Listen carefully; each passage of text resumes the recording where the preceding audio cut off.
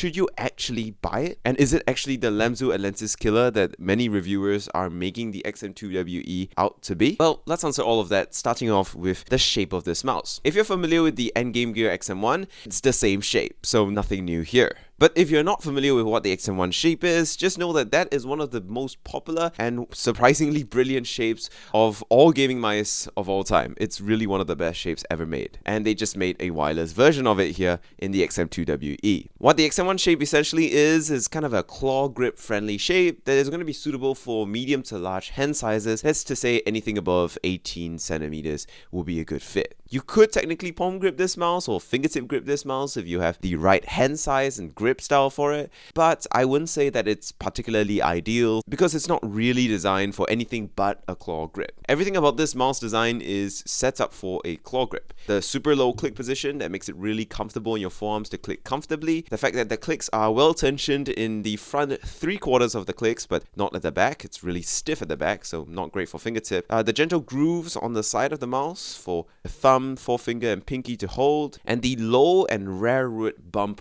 on the mouse all equate to a mouse shape that for claw grip feels absolutely phenomenal, and for other grips not particularly great. There is one improvement over the original XM1 though, and that is the fact that this uses a similar coating to the XM1R that came later, which is nice because it's not completely slippery, and that's a good thing since it does not come with grip tape in the box to help compensate for any lack of grip. For my 19cm by 10cm hands, my relaxed claw grip is a perfect fit, and as I said, anything above 18cm should be a pretty good fit to claw grip this mouse. Next up is the clicks, and the clicks on this are decent. I'm not actually going to say they're really good, especially since I've been spoiled by some really good clicks on some mice recently, like on the Lamzu Atlantis Mini, which just has the best clicks ever that I've ever tried. There is no pre-travel, and there is a bunch of post-travel, creating a kind of a spongy bottom out, similar to the Vexi XE wireless I reviewed a couple of weeks ago. But one thing to note is that because this uses Kahl optical switches, it has a very long tactile feel. The actuation distance of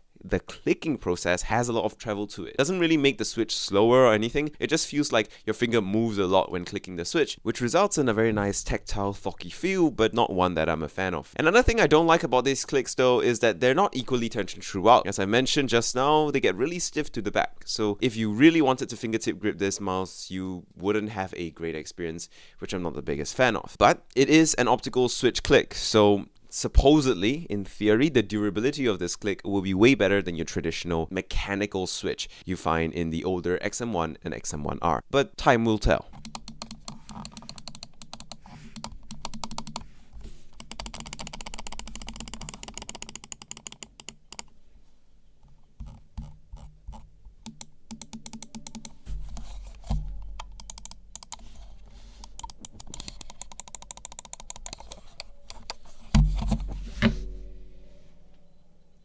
As for the scroll wheel, I actually have to say that this is one of my favorite parts of this mouse. It's really good. Like, it's super notchy, super snappy, and light at the same time. It is crisp and satisfying. My favorite thing about the Endgame Gear XM series scroll wheels is that it's so small and the distance between each notch is really tiny, so you can just move really quickly through the notches, which I'm a really big fan of. The thumb buttons are satisfyingly light and crisp, but they do have quite a bit of spongy post travel, which you might like, but I'm not really the biggest fan of. I personally prefer the Lamzu Atlantis Minis, very light, very crisp, and zero post travel thumb buttons. But then again, it's all subjective. On the bottom of the mouse, you find mice feet. Now, by default, there's this 4 small mouse feet, which actually work pretty well on harder mouse pads like the Zowie GSR and hard glass pads like the SkyPad. But you can't really use those 4 tiny mice feet if you're using a really thick, really soft mouse pad like the Artisan Ultra Soft stuff. So with my Ultra Soft Artisan Raiden that's thick, puffy, and mice really like sink into, the XM2WE actually just feels terrible with the stock default mice feet because they're too small and they almost feel like they're getting caught on the cloth of that pad. So I had to quickly switch it out for the included larger mice feet that is included in the box, thankfully, and after that the problems were all solved and it felt a lot better. As for sensor tracking though, well, this mouse has a 3370 sensor, which means it's actually a little behind to its competition in terms of features and having the latest and greatest. Now, in reality, implementation and real-world performance is more important than having the latest and greatest sensor. But still, I know plenty of people that want the best specs. Not really because it makes a difference in the real world, but really because they're that to, enjoy the craziest and greatest mice. And also because the placebo effect, while something that we make up for ourselves, is still a very, very real effect when it comes to dealing with gaming mice. If you think you can aim better, chances are you might aim better. That's just how it is. So the XM2WE weighs 65 grams, which is 10 grams more than the Pulsar X2, 10 grams more than the Lamzo Atlantis, and I know people are going to make fun of me for even mentioning this, calling me a weak arse for caring, but as a reviewer, it's only fair and only thorough if I mentioned it and talked about it, because 10 grams is a lot of weight relative to its competition. It's 20% of 50 grams, which is a notable difference. Now, not everyone is going to care, and it's not really going to matter for most people,